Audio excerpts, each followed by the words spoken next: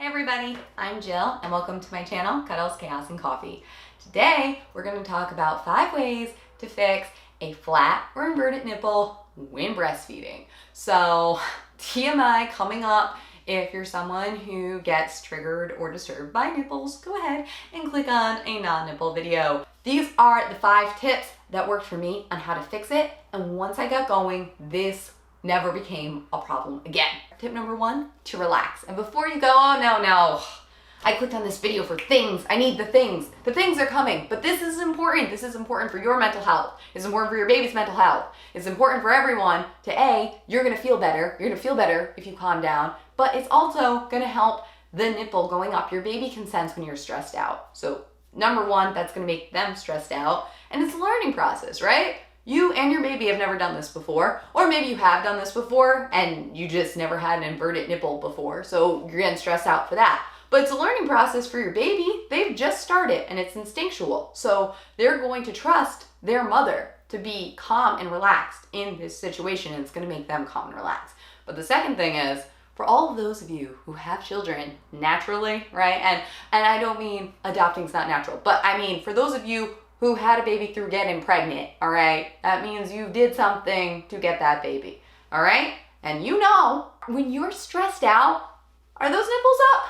No. So calm down, because it's also gonna help them stick right up. It's gonna help your baby get a better latch, and you're just gonna feel better, all right? Tip number 2, breast shells. Oh my God. These things are so awesome. They, first of all, feel incredibly good to put on because breastfeeding, not painful once you get into a habit. But those first few days, it can be easy to get really raw or chapped nipples because it's just an area that even if you and your baby figure out the perfect latch after a day, that's a really quick time to find a latch. However, there might have been biting going on that first day while you guys were figuring it out and not a proper latch, and then it gets red and raw. And then even if your latch is perfect, guess what? If you have a red chapped blister on your finger, even if you're not doing something to give your finger a blister, just touching it all day long is gonna irritate that area. So anytime anything's touching your nipple, which is always if you're wearing clothes, you're gonna have some irritation. This is actually going to give your nipple that needed relief, and it's going to help pull that nipple out. Tip number 3 is a milk saver. This is another super affordable, cheap item that is awesome, very similar to the breast shell. I like to use this one specifically while I was breastfeeding, especially in the beginning when your supply comes in. If you've ever been feeding your baby and then all of a sudden your baby is soaked because you are leaking out the other side, even if there is a flat nipple, it's like milk's just pouring on out. Now you're wasting milk, you're getting sticky, your baby's getting sticky. Ugh. So this milk saver is super awesome because it will catch any of that milk, and you can put it into a bottle, which is awesome, or whatever you want to do with it. So that's great. You're going to avoid getting you and your child sticky, and then you're going to get that nipple up. So this is that same thing. Go ahead. Just stick it on whichever breast you're not going. And especially in the beginning when my milk came in, this really got my nipple up and B caught a lot of milk, which was awesome because it cut down on my pumping time. And I don't know about you, I love breastfeeding. I hate pumping. I feel like a prisoner to that thing, like strapped on, all these different things. Some people like pumping and they don't like the breastfeeding. So if you're one of those people, get excited because tip number 4, bust out your pump. Bust that pump out, bust that pump out. YouTube would want to demonetize this video so fast, but you can't because I'm a small channel. Doesn't have enough people to make this monetized, so ha! The pump's awesome because most of the electric pumps, they will give you a massage before it actually starts taking your milk that lasts for 5 minutes. Doing that is going to help get your nipples up. So you can just do that and then switch over to breastfeeding and then just save any of the milk you got.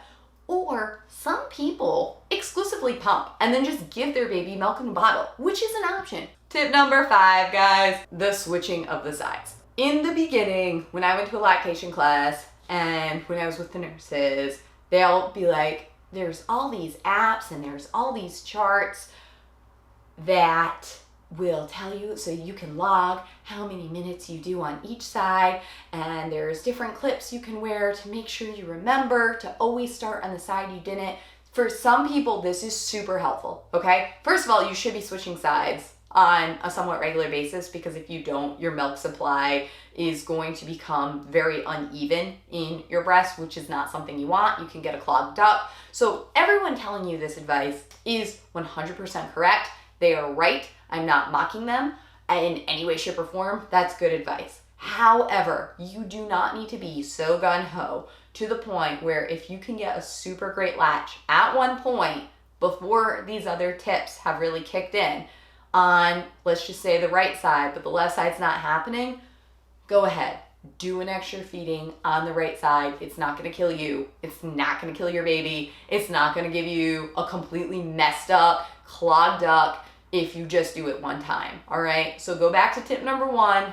Just take a deep breath, relax, do the side that's more comfortable. Then try one of these products like a breast gel or a milk saver on the other side. And then maybe next time when you're a little bit more relaxed, your baby's not quite as hungry, so it's easier for them to latch on, maybe you do 2 feedings on the other side to catch up. So definitely still go back and forth, but if you do an extra feeding on one side, it's not going to be the end of the world. Hey guys, remember, I'm a huge fan of breastfeeding. I loved breastfeeding. I thought it was a great time to bond with my child. I liked all of the money that it saved us by not having to go onto formula. I liked having that time. I liked the health benefits. However, just because breast was best for me does not mean that breast is best for you or your child. Some people don't have the option to breastfeed, and some people just don't like doing it. And if you don't like doing it, that is a perfectly awesome reason not to breastfeed. So if this is the reason that you're not breastfeeding because of the nipple, let's fix it. But if you do all these things and your nipple gets fixed and now it's sticking out, but you're still not enjoying breastfeeding, don't feel guilty about switching to formula, all right? Mom guilt is the worst, okay? We get it from everyone, but the person who is the worst for mom guilt is you. It's yourself. No one is harder on moms than themselves. So give yourself a break, all right? I'm yelling at you because you are a good person and you don't deserve this shame that you're giving yourself. Don't worry about expectations. Don't worry about what your friends are doing. Don't worry about any of that stuff. Worry about what is right for you and your baby. All right, guys, thanks so much for watching. I hope this is helpful to you. Let me know in the comments below which one of these was most helpful, if you've tried any of them, or if you have any other tips on something that worked for you. If you're like, hey, this was me, I wonder if they did this, and you're like, you didn't even do this, put it in the comments. It might help someone else. I don't know. Every breast, just like every baby, is different and unique to the person. All right, that's all for today, guys. I hope you enjoyed this video. I will see you next time.